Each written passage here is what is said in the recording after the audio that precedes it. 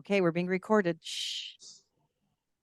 Don't say anything you don't want anybody to hear. Shh. Morning, everybody. Morning, everybody online. Welcome to those of you that are here at the building at 501 Nelson Street in London, Ontario, Canada. Welcome to those that are on Zoom at this time, and welcome to those who will watch us later on our lovely YouTube channel. You can always check out past talks at Unity of London YouTube channel. So first things first, housekeeping. If you have a telephone in your pocket, in your purse, in your hand, somewhere near you in this room, you could check into Facebook and let people know where you are and tell them that we're at the bus stop again today.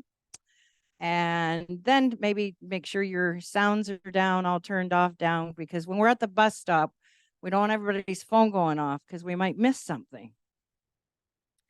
Oh, I'm flipping here. There we go. Welcome.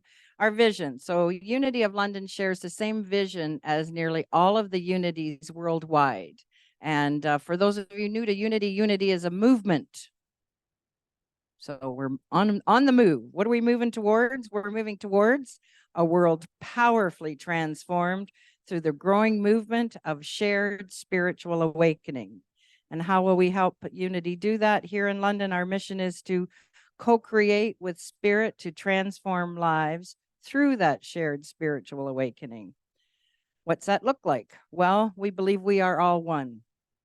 Whatever goes on in your life also goes on in mine. Maybe I'm not realizing it, but it's a fact. Whatever goes on in my life, it affects other people. So we have the ability to make great change, just one thought, one smile at a time. And it's our egos, our beliefs, and our fears that makes us think of separation. And we also believe in self-expression, and self-expression is self-love, that we're really here to be the best me I'm able to be. You're here to be the best you are able to be. So it's about expressing who you really are and why you're here. You're here for a different reason than I am, other than we are all here for spiritual awakening. What else here? Our 5 principles. So brought my little card up to help me here because I like the little card that we have from Unity. But Unity is founded on these 5 basic principles. Number 1 is there is only one presence and one power active in the universe and as my life, and that is God, or whatever you would like to call that active power. One and only one thing that's important is that it is good. Number 2, our essence is of God. So we are created or we are a part of that good. Therefore, we are inherently good. And this God essence called the Christ was fully expressed in Jesus. And there was a time that a lot of us remember our mission here at Unity of London was to see the face of God in every person. So sometimes when you get you feel a little not so much love. Sometimes when you see somebody or somebody doing something, remember that's God in action. So you might change your mind. Number 3, we are co-creators with God, creating reality through thoughts held in mind. Working with spirit, with God, we co-create our world, our life. And so with conscious intention, we can create a beautiful life and a beautiful world. And how we do that is principle number 4, and that's through prayer and meditation. Through prayer and meditation, we align our heart mind with God, and we use denials and affirmations as tools. We deny that anything has power over us. We don't deny that it's there, but it does not have power over us. And we affirm that we have the power to move through any challenging situations. And the last principle, number 5, is through thoughts, words, actions, and through thoughts, words, and actions, we live the truth that we know. So it's living those principles, not just knowing them intellectually. Also, we encourage people to be the change. As Michael Jackson sang in his great song, if you want to make a world a better place, take a look in the mirror and make that change. And we do believe we can all coexist, and even though we may not all see things exactly the same, it's through those differences that we learn from each other. And when you can learn to disagree in love, we all learn more.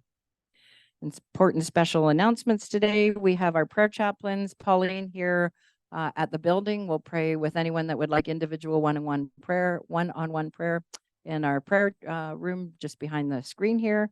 And you don't have to go through the screen, you have to go around the door for anybody that's new. And online, of course, we always have our lovely Wilda available to pray for those that would like prayer online. Youth leadership. I got to look here for ages. 12 to 15 years old. Who do you know that's 12 to 15 years old? Think about it. Now, make a mental note to ask them or suggest to them that maybe in their lifetime, earlier than later, they might be a leader. Leaders generally have more joy. Leaders generally earn more money. That's something that'll maybe catch the young people's attention. But the world needs leaders. And so if you know a youth that could truly benefit, Pauline has got a great class going this week for those that are 12 to 15. And if you have any questions, please ask Pauline. I just heard a phone. Please turn your phones down. Thank you. And Pauline's running that all this week. And again, just ask Pauline for more details. It's Celebration Sunday. So while you're paying attention to Tony, if you think of something great in your life, make a mental note of that and we can celebrate it after the service. And now we'll have a lovely song by Paul.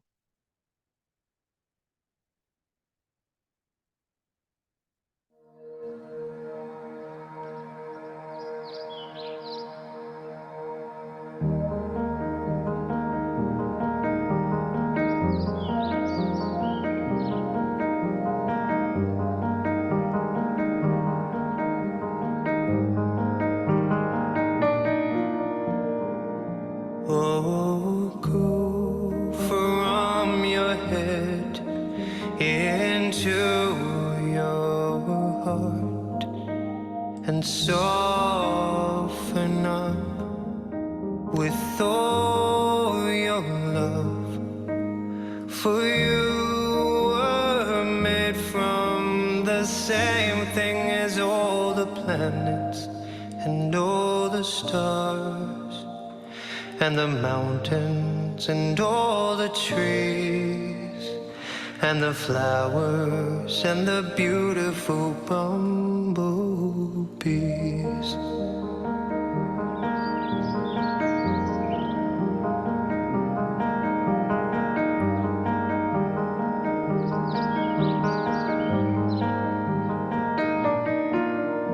Oh, pollinate this world with all your love and see how love expands with love. For you were made from the same thing as all the planets and all the stars and the mountains and all the trees and the flowers and the beautiful bumblebees.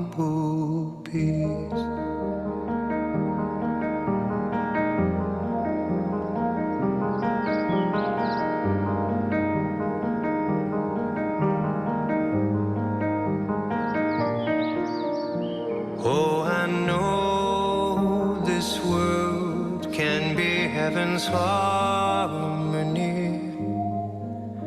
Let's make love with each other. Let's love humanity. Let's share our hearts and our holy souls. For you were made from the same thing as all the planets and the stars and the mountains and all the trees and the flowers and the beautiful bumblebees.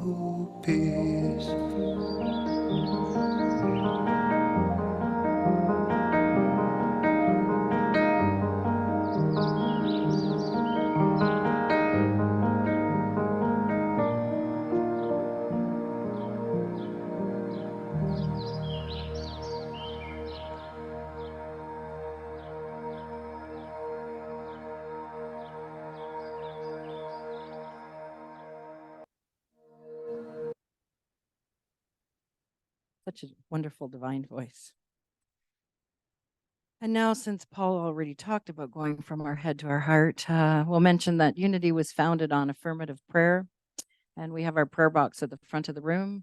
So if you'd like to have additional prayer for anyone, including yourself, just put the name on the piece of one of the pieces of paper and put it in the prayer box, and that person will be prayed over here for 30 days by our prayer angels, and then it's sent down to Silent Unity. And so now I invite you to go back into your heart. As Paul lovely, so wonderfully took us there. And feel your heart breathing, your heart beating, and notice your breath. And as you settle into your chair, just let go of everything that was going on up to this moment and be present within and connected with Spirit. We include all the people that are in having services this Sunday, for we know that there are many paths to the one and only God. We also hold in our prayer circle today Unity Center in Montreal and Unity Ministry in Motion. All of our Unity of London members, friends, family, all our connections. And also today we hold all of the people of Hawaii and the people that are connected with those.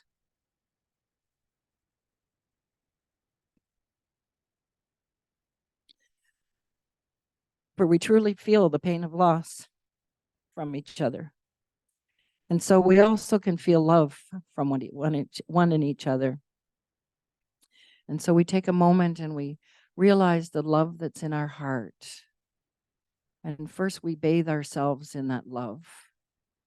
For it is with self-love and only with self-love that we can also share love with others. And we take a moment and we imagine the love in this room as we all are together, focused on love. And we see a bright pink light. We allow that bright pink light to emanate outside of this room, outside of this building, into the city of London and beyond, all the way around the world, and much of it landing in Hawaii.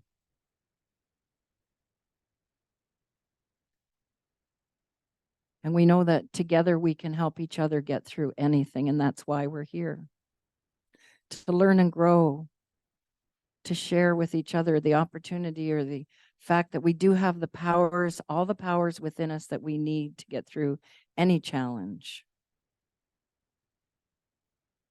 And we also see that love emanating from Unity of London, reaching hearts that are close by and in a not too far distant. And we have a call to them. And we see people that are searching for spiritual awakening coming to our building. We see this room full of love and laughter, and more people having spiritual awakenings because of us and our sharing. And we know that this is happening right here, right now, and nothing but good comes our way, and we will thrive and prosper individually and collectively. And so it is, and so we let it be. Amen. And now we have our, somebody's reading Nancy's going to read our daily word today.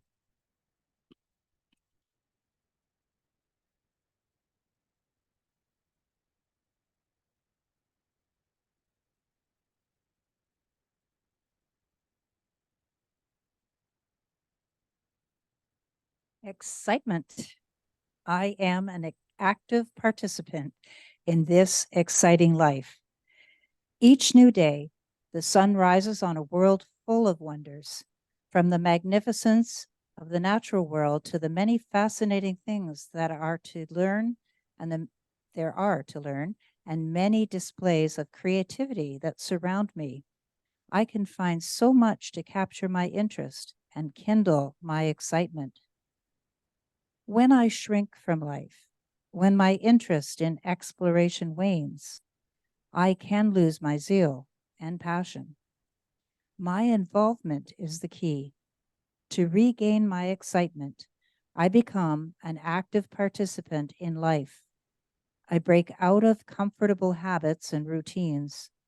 I try new things and meet new people. If this is intimidating, I remind myself God is everywhere and in everyone. As I explore, I am opening myself to more and more of the divine. As my interest grows, a bigger world awaits me. From Psalm 150, verse 6, let everything that breathes praise the Lord. Praise the Lord. Today's speaker is Tony Orvidas. Tony is a lifelong student and teacher of spirituality, metaphysics, and abundance manifestation, an experienced mentor, speaker, and trainer, and an author of Using the Law of Attraction. Tony's been an active member of Unity of London since 2012 and is a past president of the board of directors. And he is on his final stop with us at the bus stop, the metaphysical bus stop. So please, although I don't know, I thought last time you said Bonnie. Anyways, we won't go there. It's called Your Soul's Plan, the bus stop conversation concluded. Please join me in welcoming Tony.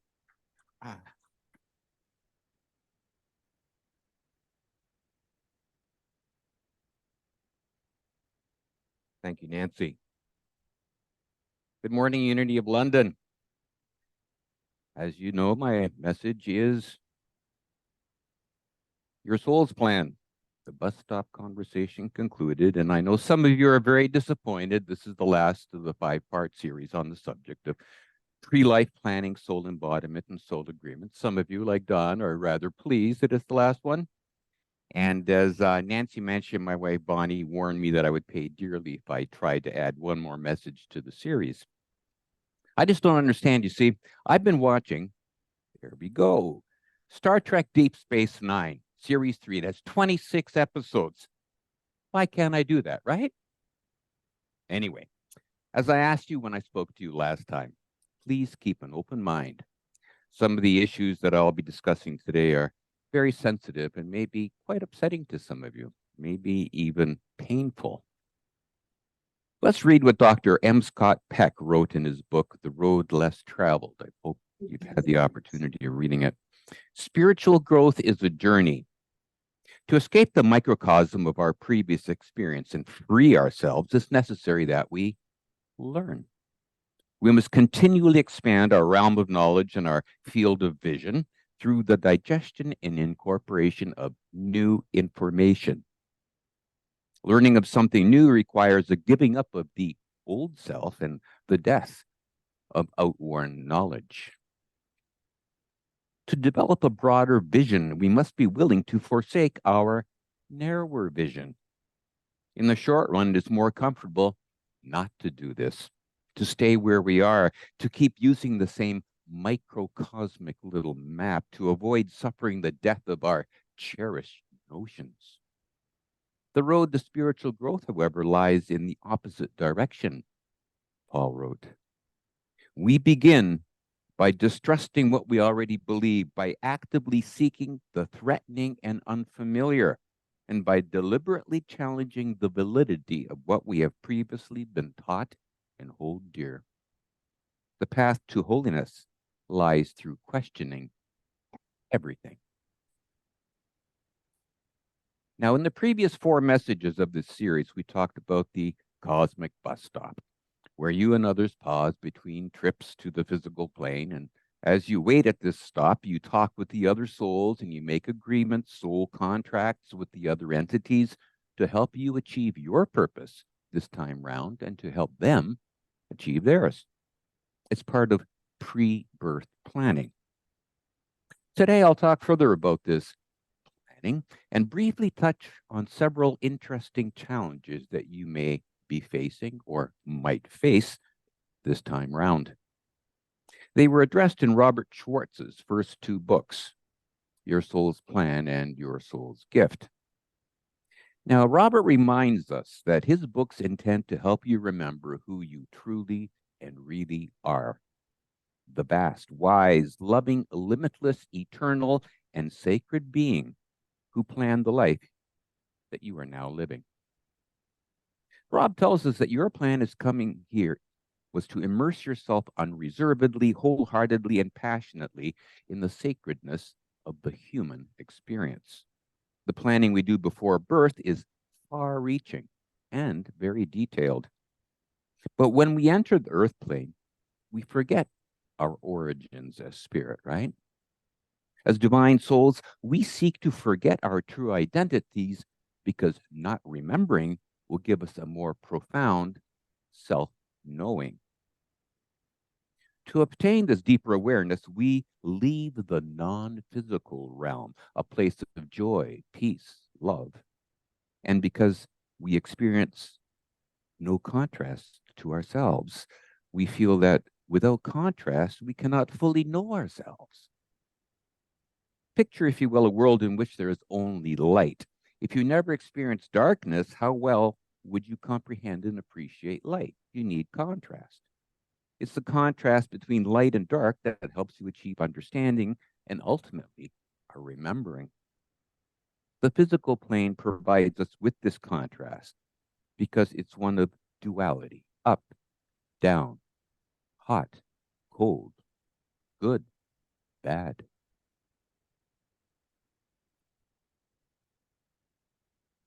The sorrow in duality allows us to better know joy. The chaos of earth enhances our appreciation of peace. The hatred we may encounter deepens our understanding of love. If we never experience these aspects of humanity, how would we know our true identity, our true divinity? Contrast helps us to understand better who we are. Contrast also serves to generate intense feelings, and it's through feelings that we grow and learn.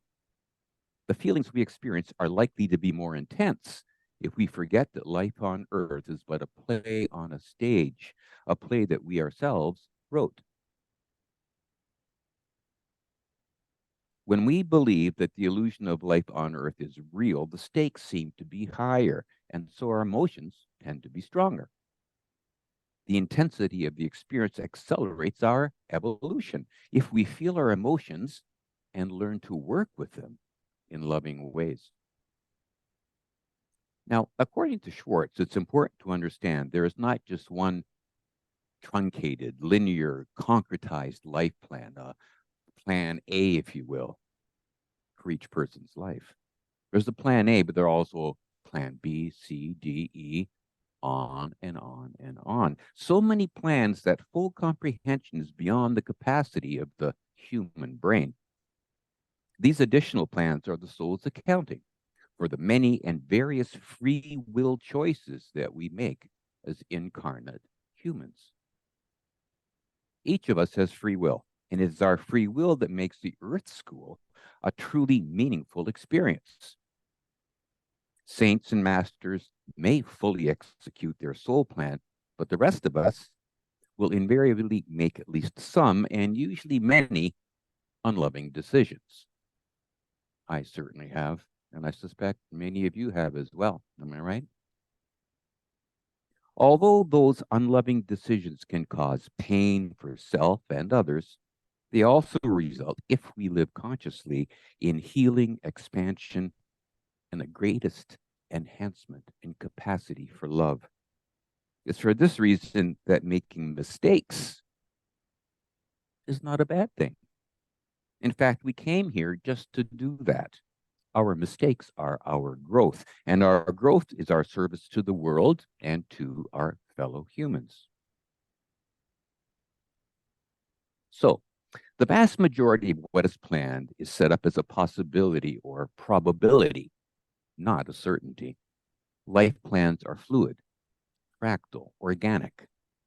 Whether or not a particular plan actualizes depends on the free will decisions of you, the individual, the vibration of you in the current now moment, and the external events, free will decisions made by seemingly separate others, even though, as we were told earlier, we are all one.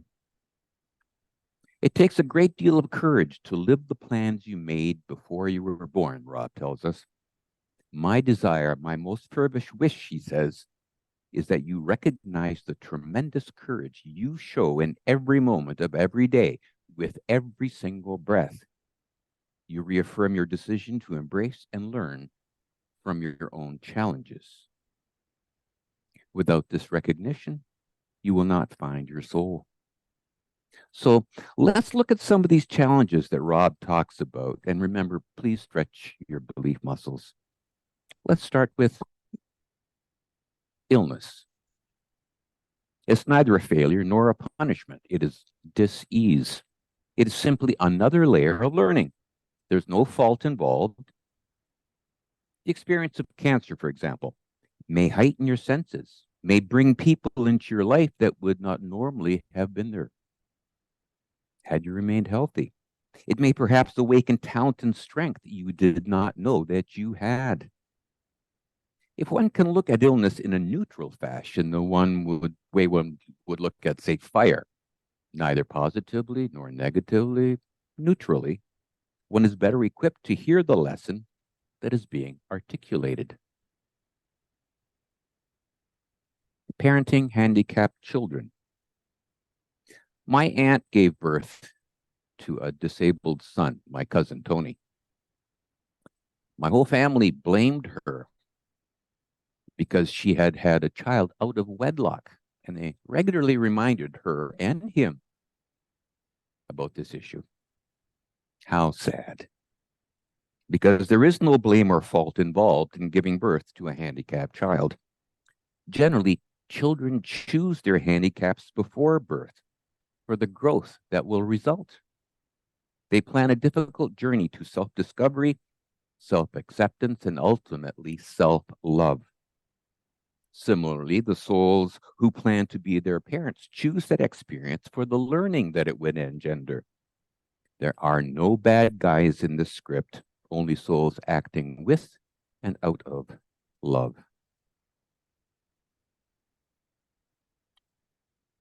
Caregiving. Regardless of whether the caregiving is offered to one who is elderly or young, physically or mentally disabled, it creates an amazing impetus for growth, an impetus towards self-awareness, self-forgiveness, and ultimately self-love. That's a subject that I keep repeating, don't I? Seeing a loved one incapacitated and in need of care can be a truly heartbreaking experience. I'm sure many of you have encountered that, but it is intended to be so. Only that which is brittle can break. And as souls who wish to love unconditionally, we want life to crack open the brittle parts of our hearts. Only then does our love pour forth more freely, Rob writes. Adoption. Being adopted stimulates you to look beyond the human factors that identify your identity and to find your divinity within.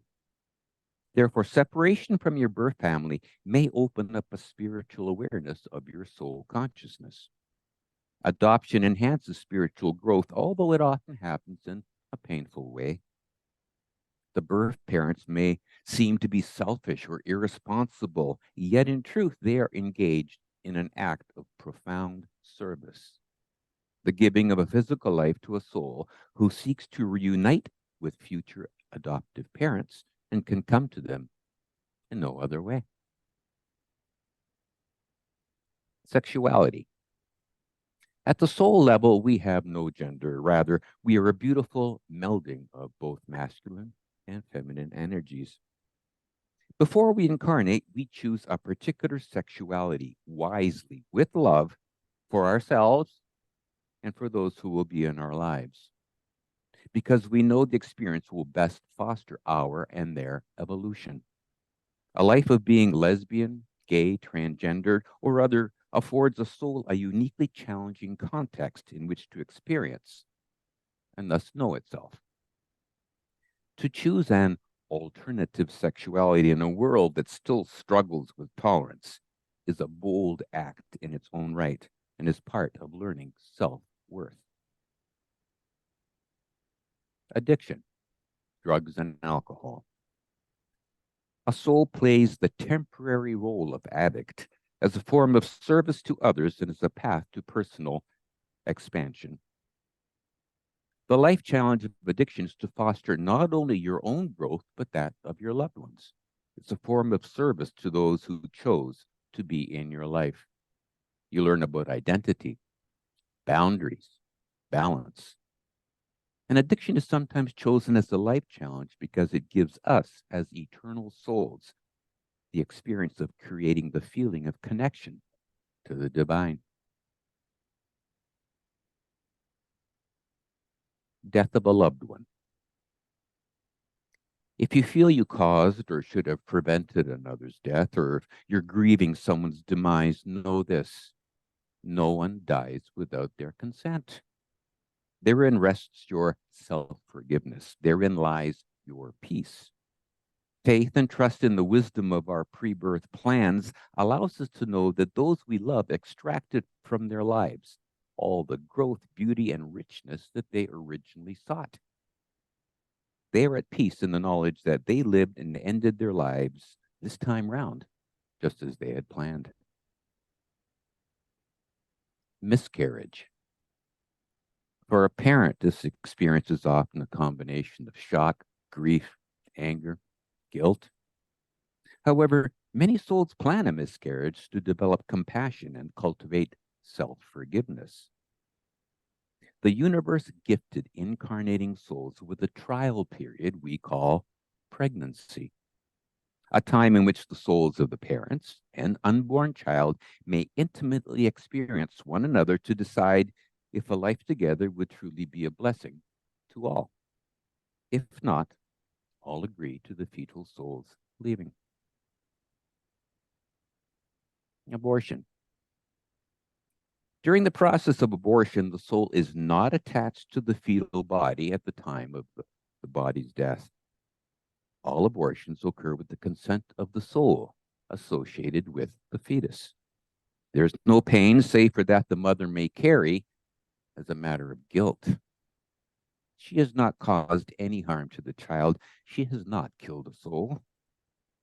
The soul continues to exist, and when the soul is ready, it will put a portion of itself into another physical form. It will choose the best parents for the kind of experiential opportunity it desires. The greatest good is always served, regardless of the decision made. Poverty. Since we as souls choose the time, location, and circumstances of our birth, why would anyone incarnate into poverty? Because poverty is a master teacher that calls forth the blossoming of profound compassion in the hearts of those who experience it firsthand, as well as those who bear witness to it. The poor, the homeless, the destitute take on a difficult role in service to others.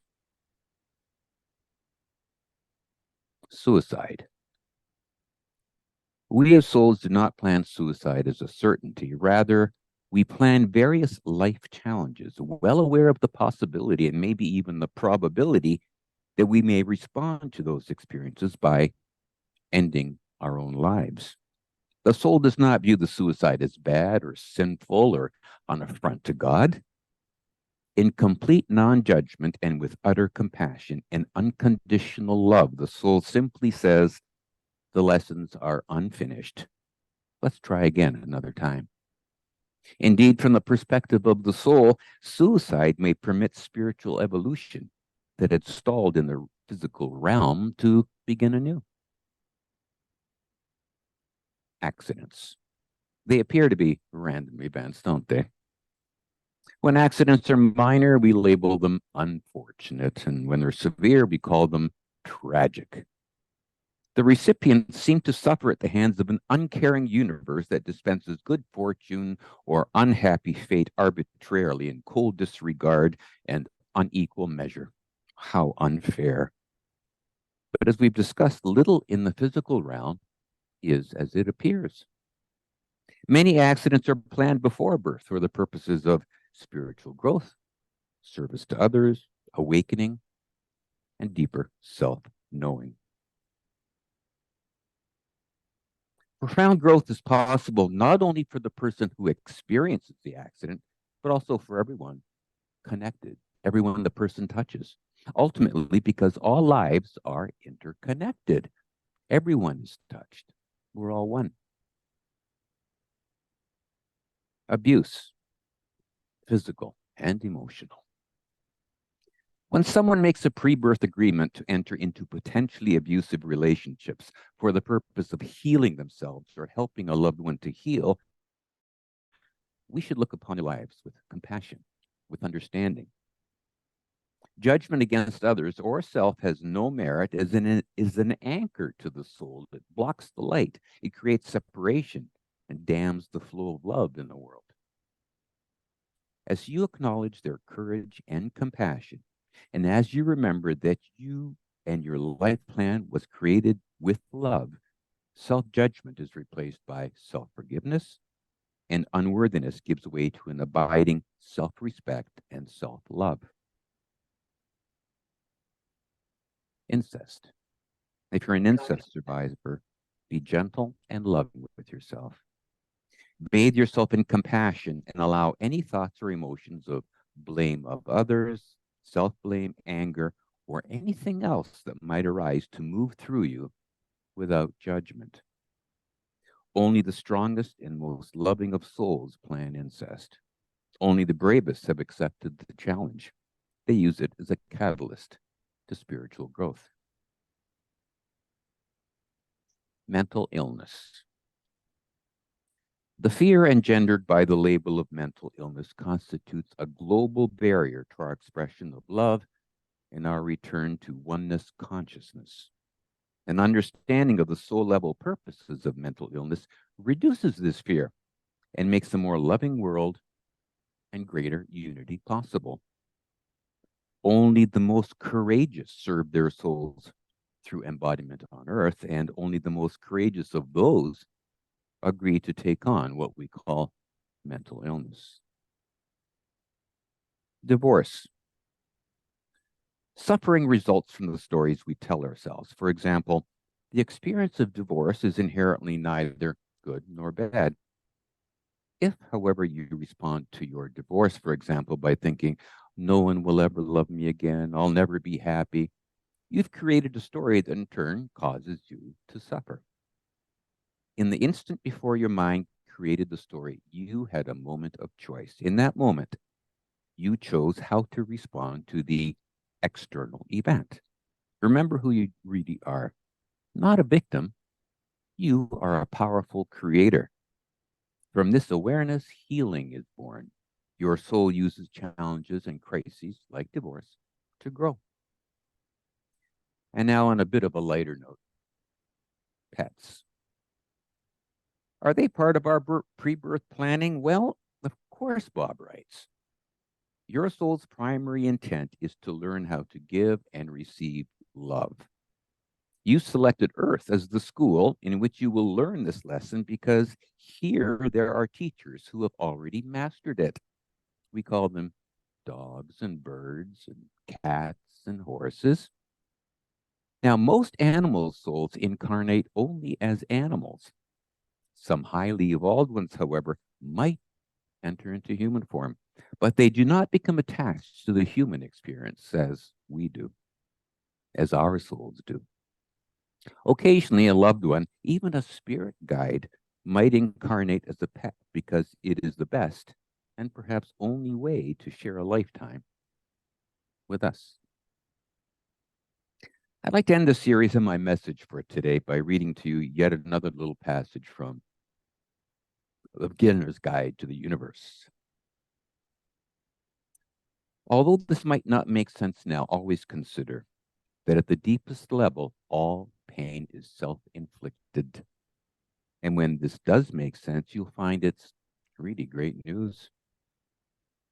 Words like blame, victim, or fault should never be used in enlightened conversations. Instead, try creator, adventurer, heroine. The reason butterflies float comets fall, fireflies light, trees grow, cats purr and tails wag, is because each is reflecting something in you. At the very moment of perception, disguised by the elements, captured in time, to remind you of your sublime divinity. And with that, my friends, let us go into our meditation.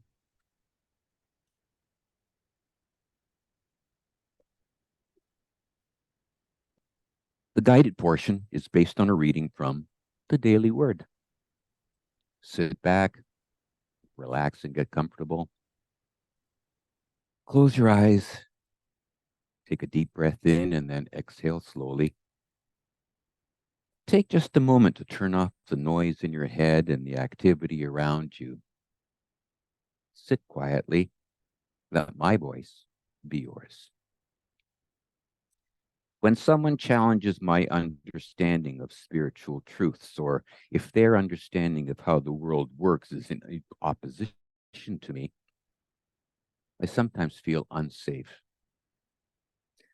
But I can accept that there are many paths to the source, and that even if we are on different journeys, we are all divinely protected. Each person's life experience gives him, her, or them a unique perspective of the world. This realization helps me have compassion and not feel threatened by our differences. I don't need to change anyone's viewpoint to feel safe. Awakening to oneness means we are all family in spirit, no matter the state of the physical world. We are sheltered, secure, protected, and above all, loved.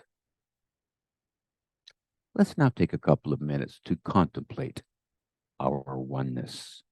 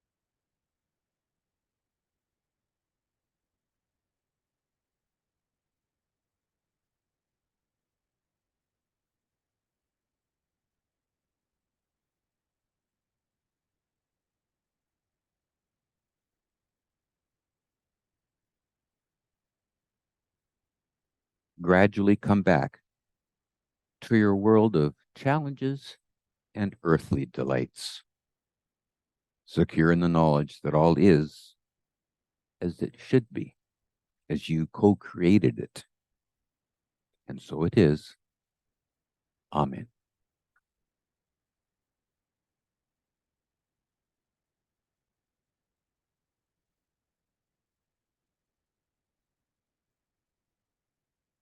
Thank you, Tony. I don't know if I want to stop going to the bus stop. It's kind of fun being there.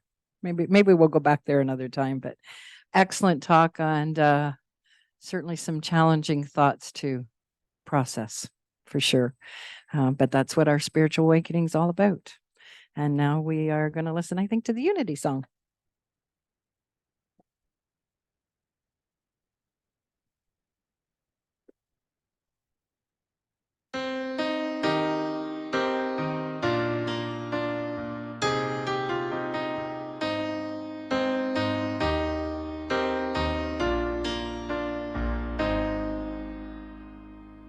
I have a dream, a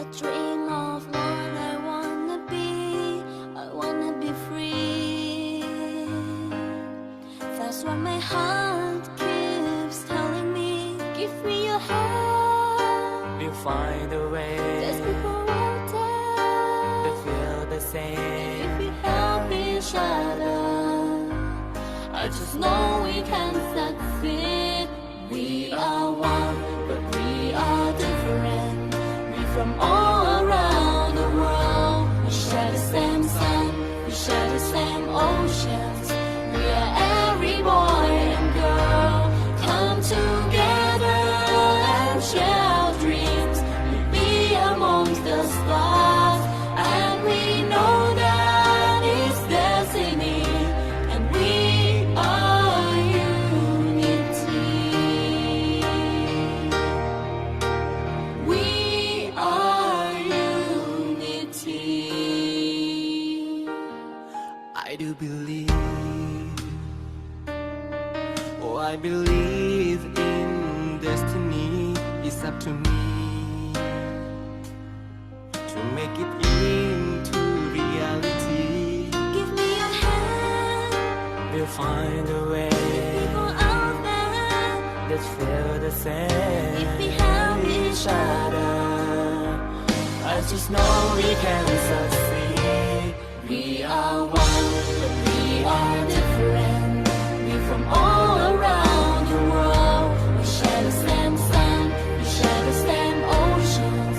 We are every boy and girl. Come together and share our dreams.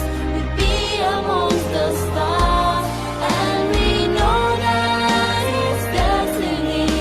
That we are unity.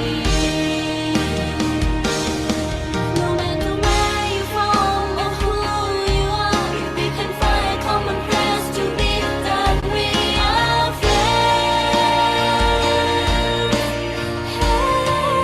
friends.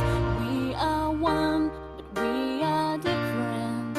We from all around the world. We share the same sun, we share the same oceans. Oh. We are one, but we are different. We're from all around the world. We share the same sun, we share the same oceans. We are every boy and girl. Come together and share our dreams. We'll be amongst the stars, and we know that it's destiny. That we are unity. We are unity.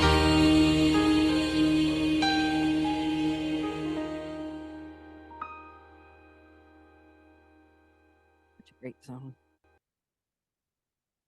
And now we come to the time where we thank those who share their time, their talents, and their treasures over the week to make Unity of London operate and keep running smoothly. Um, as we say on our slide here, you can send your money by check, by Visa, MasterCard, debit, and using the machine. You can use the Tidely site, or you can e-transfer to unityoflondon@hotmail.com. And I think Amber's getting up to maybe see if anyone has anything to give at this time. But while she's doing that, we can do our prosperity blessing. So together we'll affirm that divine love flowing through me blesses and multiplies all that I have, all that I give, and all that I receive. And so it is. Do you remember we used to sing that with Jake? Maybe we'll try that one week again. And so we are grateful and for all that everyone gives. And now we have our prayer for protection, and we'll affirm this together. The light of God surrounds me. I am the light. The love of God enfolds me. I am the love. The power of God protects me. I am the power. And the presence of God watches over me. I am the presence. And wherever I am, God is, and all is well. Yay, God. Okay, and that Good. Okay. Thanks, Amber. If you want to just, we've done our blessing, so we can, somebody help you count that. If you want to leave it at the front, that's great. Thank you so much. And well, it says peace song. What are you guys doing sitting there? Come on, let's get in a circle. Is everybody new?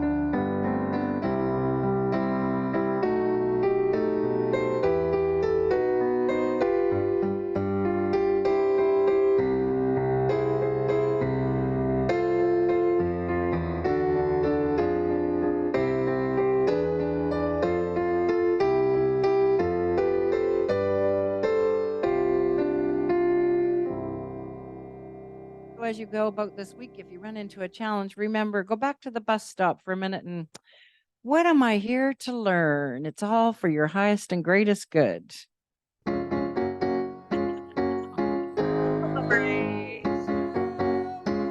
if you're celebrating a birthday, an anniversary, anything new and exciting, old and exciting, anything that's fantastic in your life, come on up and share it. Amber, hey, come on up to the center so people can see on camera. Am I there? Okay. Yeah, you're perfect. Okay. So the last time I stood here, I had announced that my book was doing extremely well in the US and in the UK. So here I'm going to now, I'm humbly in awe. I am incredibly grateful. And I'm not going to cry. My book has done amazing, amazing. And I'm just so full of joy. My book is become a bestseller in 9 categories, #1 in 9 categories. On 3 continents, Australia, the UK, the US. So I have been awarded the bestseller seal, and my book has now gone back to the original publisher for a revision round on the cover to display the seal. This book is, I don't know. It is meant to help, and it's doing it. I'm living the dream. I'm living the dream of serving, which is what I intended to do when I started the project. So there are some copies in the bookstore of the first book that doesn't have the seal on it. That's going to take a couple of months. If you're interested in purchasing it, a couple of dollars will go back to Unity, and the remaining of it still goes to UHN Toronto Western for the second project, which is to raise enough money to create a stem cell donor registry. For those who do not have family members who would come forward and donate pieces of their cornea for their loved one, this is meant to, like a bone marrow registry, it is meant to help those who are needing that surgery, and we'll be able to have it. Anyway. Amber, I would say you are a prime example of what Tony talked about today. that what was, some would say was a bad thing that happened to you has turned into something that is wonderful for so many people. So thank you for being a great Unitech. And Don. Oh, I should. The last time I think that I stood up here, I talked about my little great granddaughter, Jade, who had a hip dysplasia and had to have surgery at a 1.5 years old. Well, she's had that surgery. She was in a body cast, I think I told you, from her neck to her feet. And just last week, that cast has been removed. So thank you all for your prayers affirming that she was going to recover and do really well. Thank you so much. And I celebrate that. Anybody online? I'll flip over to online. Anybody online celebrating anything? Going once, going twice. Oh, Peggy, share what you're celebrating. Yes, I'm celebrating finally getting some surgery to improve my vision, and that's why I'm wearing dark glasses. And it was quick and painless, and I'm hoping going forward as it heals up that I'll be able to keep driving and keep seeing well for the next few years. Well, we affirm that with you, Peggy. It is a success, and it will stay that way for many years. George?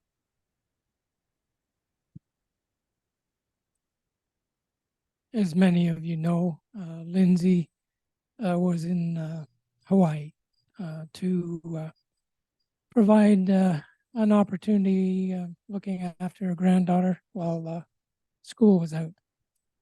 She was in Lahaina and was due to fly out of there this past Thursday. Obviously, the event that occurred there created a lot of devastation, chaos, etc. She's currently staying there because the school that Luna went to obviously has disappeared, and it'll take a while, to get reestablished. So she's there to look after Luna while the parents are busy. I guess I will say that they've been able to get accommodation for their family, 2 workers, and 4 residents, I guess people who are renting from them. It's going to be a long haul. I guess I'm celebrating the fact that everybody is safe and that things are starting to move in the right direction. I guess I would ask that you continue to pray. And Lindsay did say she felt the prayers coming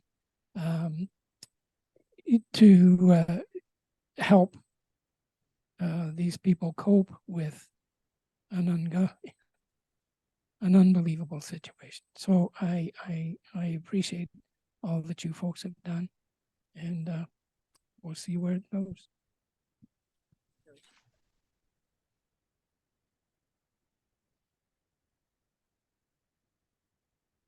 Okay, I had my 80th birthday in Holland. I was there for 3 weeks, just came back this week from Holland. I had a wonderful flight out there with KLM. Everything was smooth. I even got my suitcases right away. So, we were received by Monique, who gave a kidney to our son, Doug, and she's doing very well. We were so well received. And we borrowed a car from my nephew, which says, yeah, I got another car. You can have mine. But of course, they're all standard, and I haven't been used to that for many years. So we had some challenges. When I hear about Tony's talk about life's challenges, we had a challenge there because I said, I need a GPS because all these little streets out there, you need some guidance going through there. And he said, oh, my dad's got a TomTom GPS. So he says, I installed it and I put the addresses in so you know where you're going. So we were driving along there, and it kept wanting me to go off the highway, and I said, oh, this is not right, especially when you come on the path between 2 main highways going one way and the other way coming back. I said, there's nobody on this road. That doesn't feel just right. We've been driving all along through little towns where cars were parked on both sides of the road and barely got through there, and drove on some dikes and seen countrysides I had never seen before. So after a couple hours driving, I was getting very frustrated, and so was Teresa. We just stopped along the road, and Teresa said, we have to call for an angel to come by. And I just waved the car. I seen him in my mirror coming up, and I waved him, and the guy stopped beside me, and he says, can I help you? I says, I'm kind of lost. I'm looking for the road to Steenbergen. And he looked at us, and our face must have been not in the best of shape. He says, would you like me to drive ahead of you? And I said, no, that'll be a godsend if that could happen. He says, sure, just follow me. And I followed him for 15 kilometers or something, and the GPS had turned left, but he turned right. So I knew that GPS was not right. I didn't know who to call because I didn't know where I was. So it was very challenging. And then finally he came by a main highway. He said, just go underneath this highway and follow it up on the highway until you see the sign Steenbergen, and you can pull off. That was no big deal. We finally did get there. It was supposed to be a 2-hour trip, but it was 3.5 hours. We got there. And we find out the GPS was set for a bike route. Oh my What do I know? It was just a great experience out there, and we had a couple of them like that. I one more thing I want to say. We had to get some money from the bank, what I saved up from a piggy bank years up to where we are now, and I went to the bank to get some money out there. 2 guys behind the counter said, I'd like to withdraw some money. Oh, I'm sorry, we don't have money here. I said, this is a bank, right? And he said, yeah, this is a bank, but you don't have money. No, we don't have money. He says, but this is a bank. Yeah. Yeah, but there's no money here. You have to get it out of the wall up the street. I didn't know anything about that. I had systems like that. And when you buy something in a store or something, you have to have a chip card. And we had a Visa card or cash, but no, you need to have a chip. They don't accept cash at some places, and this is different. When you go to Holland, you need to, or Europe maybe, you need a chip card, which is not a debit card. It's not a credit card. It's a chip card. So just in case anybody of you would go to Europe, you may have to keep that in mind. But they did take cash. It says right on the menu, chips only, and I don't have no chip card. So, but when you lay a few €100 down there, I said, this is my only choice. You can use my Visa card. He said, yeah, let's try that. The Visa didn't work out there. So I gave him cash. He had to take the cash. He took it. We had a wonderful time, and we celebrated my 80th birthday with our family. That was just crazy. Thank you. Well, Jack, 3.5 hours in the Netherlands pretty much takes you around the whole country. Close. And not on a bike path. Oh, Kate? Hi. Hi, you're looking a little different these days. Well, I have a little scratch on my eye, so I have to keep it shut for a day or so, and that's all. But I just wanted to say, Dave and I celebrated our 44th anniversary on Friday, so that's another big deal for us, and it was fun. Excellent. We had a Wonderful. good day. Congratulations to the two of you. Thank you. Wonderful. Okay, Scott. Good morning, everybody. I'm celebrating Tony and his talks because coming here and hearing these talks, they really do expand your heart and your mind. And I'm glad that we can do that here at Unity. When I hear Tony's talks, I know I'm in the right place. I'm supposed to be right here, expanding myself, learning new things, looking at things differently.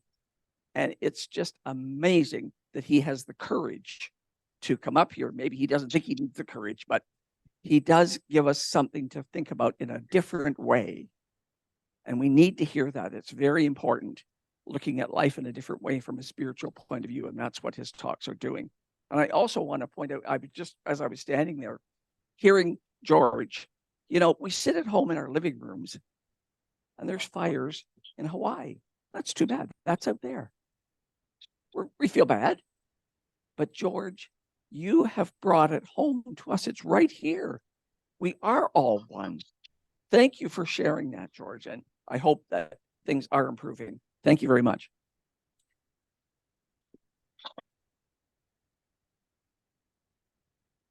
I'm just sort of reiterating what Scott just said about you, Tony. It was like I've been like for part of one of my major and many careers, I was a counselor, and meeting those life challenges, those situations that you outlined, my clients would come with that. And I often wondered, because people would say, isn't that hard for you to do? And it was like, I realized it was my belief that this is an opportunity for people to come together as community, to reach out, to be compassion, to be love. And I often thought with my own cancer diagnosis a few years ago, which was, according to the books, was pretty grim. According to my experience, it went great. But I actually wrote one of my papers for my graduate studies on the experience of cancer and how it brings out in people the compassion. It's the community. The person going through it is one thing. Who is surrounding that person is another. And I had that opportunity in my life with immediate family to do that. And then I had my own experience, and then with friends and others. And it's amazing that it brings out the best. It is a learning. It is learning, and it's always learning through so many of these challenges. So it's huge. I thank you. And speaking of challenges, I have been now with my partner for 22 years. We celebrated that last week. Yeah. So yeah, 22 years. We couldn't believe it. We said, gee, that's a lot. Maybe we should go out for dinner.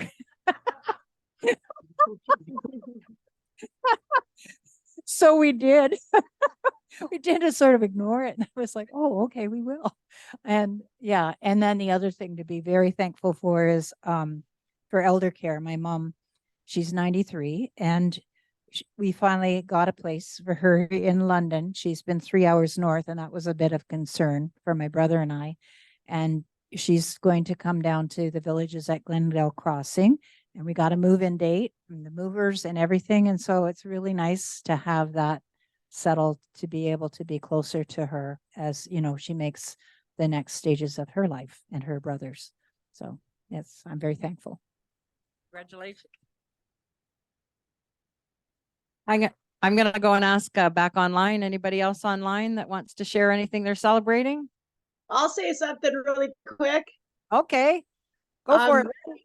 I'm celebrating 3 years and 11 months sober on Tuesday, the 15th. So wonderful. Congratulations. We're Thank proud you. of you. Excellent. Thank you very kindly. Wonderful. Wonderful. Well, and I'm going to celebrate my nephew, Ed, at the back here, because on the 26th of this month, we're going to celebrate his birthday. So happy birthday, Ed, a little bit early. He's such a humble guy. He won't come up here. Last call for anything. All right. Have a great day, everybody that's online, everybody that's in the room. Let's go see what kind of goodies we got today. And everybody have an awesome week, because there are great things coming your way.